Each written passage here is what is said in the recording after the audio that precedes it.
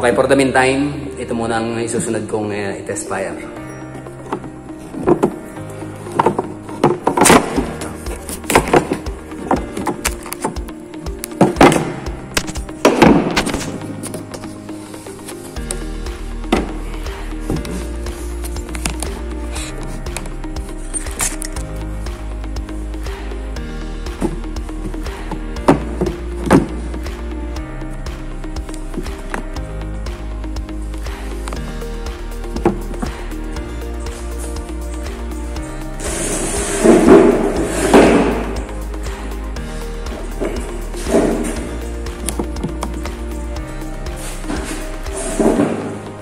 Itong nozzle na ito ang ite-testing ko ngayon. Tingnan nyo kung paano ko ginawa.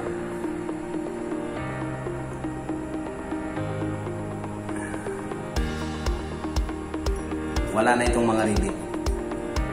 Temporary, hindi ko muna binutasan sa ibabaw. Titingnan ko muna performance na ito. So, yan ang mga butas niya.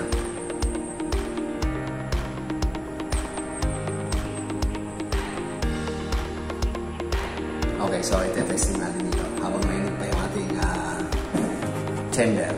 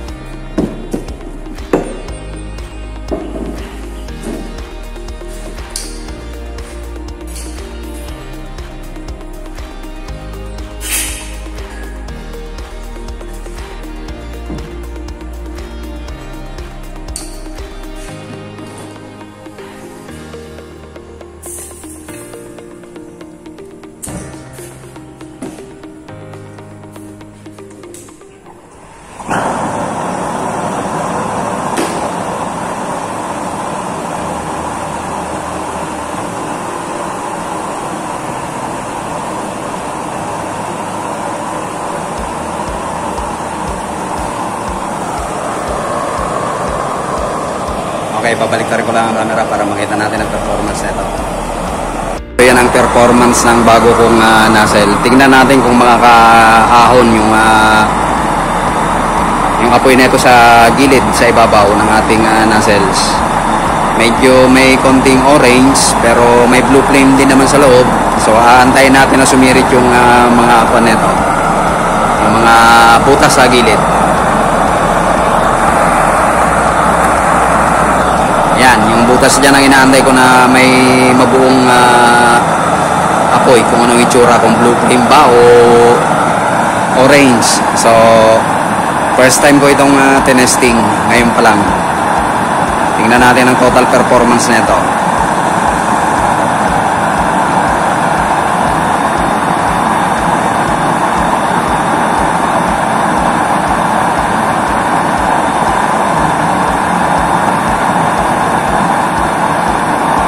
Ang lahat ng butas na yan ay 1.5 mm na drill bit ang ginamit ko.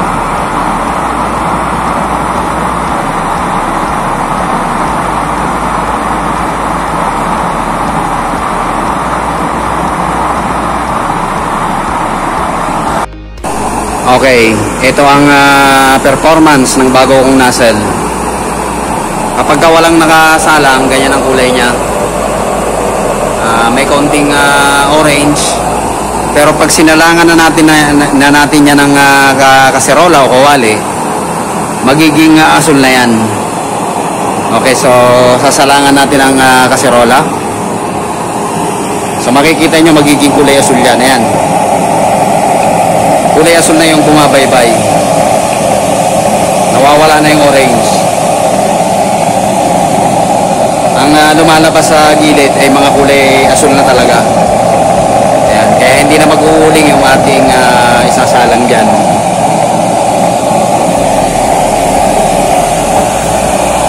Medyo sobrang lakas ang sobrang lakas, kaya hihinaan natin ang blower. Lalagay lang natin sa kalahati para makikita niya ang performance. Ayan, kalahati lang ang performance niya ng ating blower.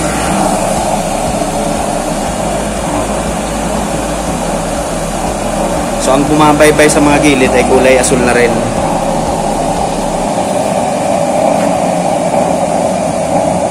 lampasan sa ano, ang lakas.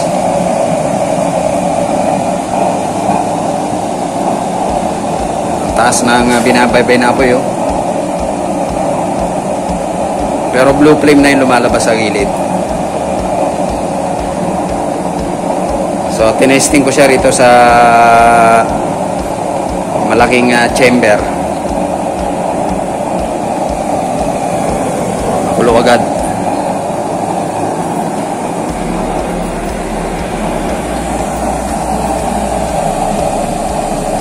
Okay, subukan nating kawali ang ating isalang. Medyo mainit.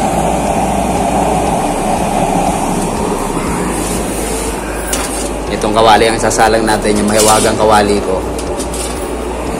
Tingnan natin ngayon. Ayan, ganyan ang ganyang performance. Pero pagka nasasalangan na siya, nagiging asul na yung lumalabas mga gilid ng ating kaserola o kaldero. Ayan, tingnan nyo. Oh. Ayan.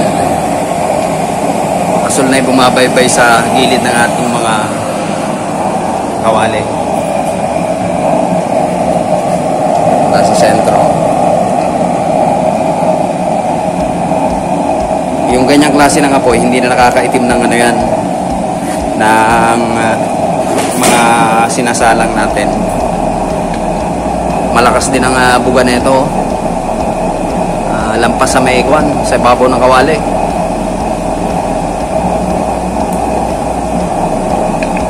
Ang setting niya nasa ano lang, kalahati lang. Yan ang setting ng ating blower.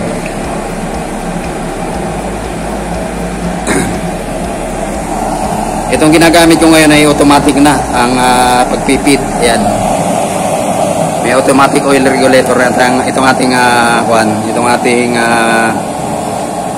use oil kalan. Ayan, pulo na agad, oh. Nasa kalahati pa lang yan. Tingnan natin kung anong performance pag ating isinagad o itinodo. So, ilagay natin sa number 9. Tingnan nyo yung bulwak.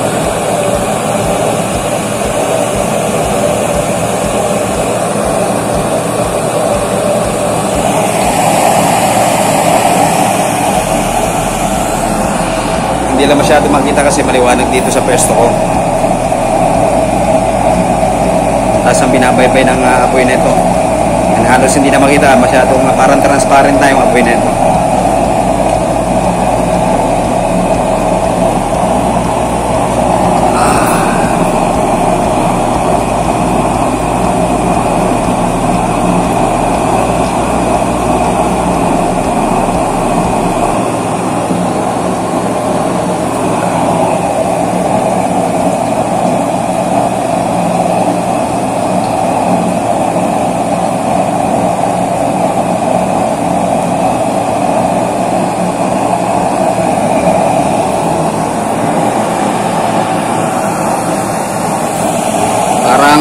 Okay naman ang performance ng isang nozzle na ito.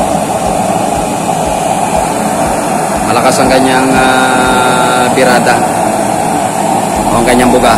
So ilalagay lang natin sa minimum. So yan ang nagiging performance niya kapag hinihinaan natin. Pero mahaba pa rin yung abot pa rin sa dulo ng kawali yung apoy natin. Ilagay lang natin sa number number yan. Hininaan natin. So buo pa rin yung blue flame niya.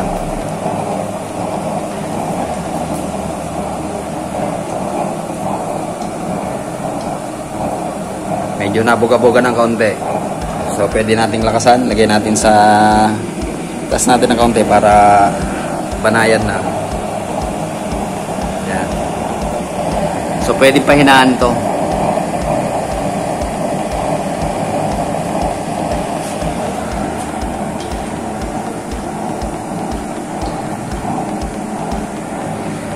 Subukan natin sa pinakamahinang mahina.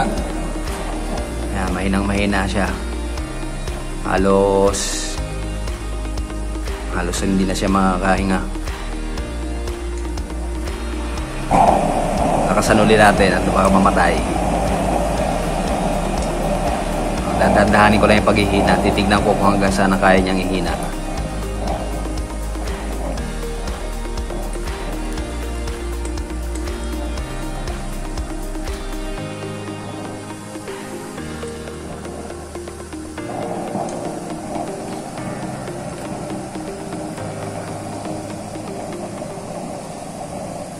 Okay, so yan ang pinakamahinang kaya niya.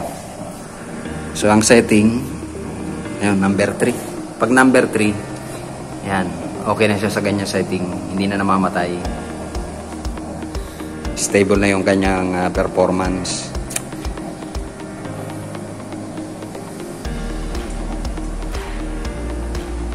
Okay, itong ating tangke, ano na ito? Upgraded na. Nagawa na ako ng automatic oil regulator.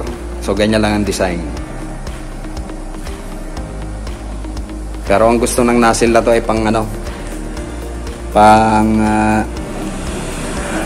yan, pwede na yan sa number 1, 2, 3, 4, 5. Kalahati ang performance niya talaga. Maganda performance niya kapag kalahati na. Nagbabago talaga kapag kakalahati. Maganda yung performance niya kapag number 5 ang performance niya.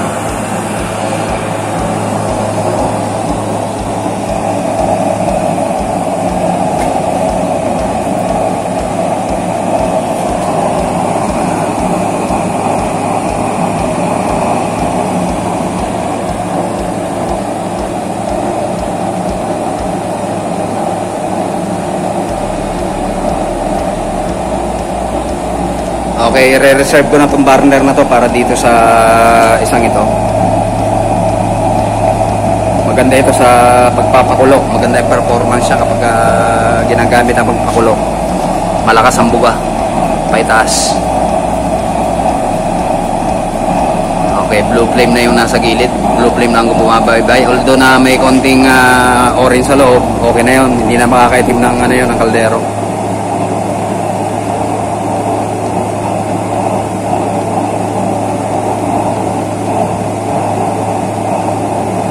Ang setting niya nasa number 5 lang. Okay na yung ganyan setting.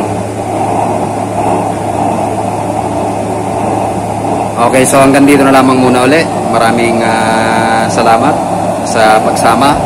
May bago na naman akong nozzle para sa ating kalan, Dios Oil. Thank you so much.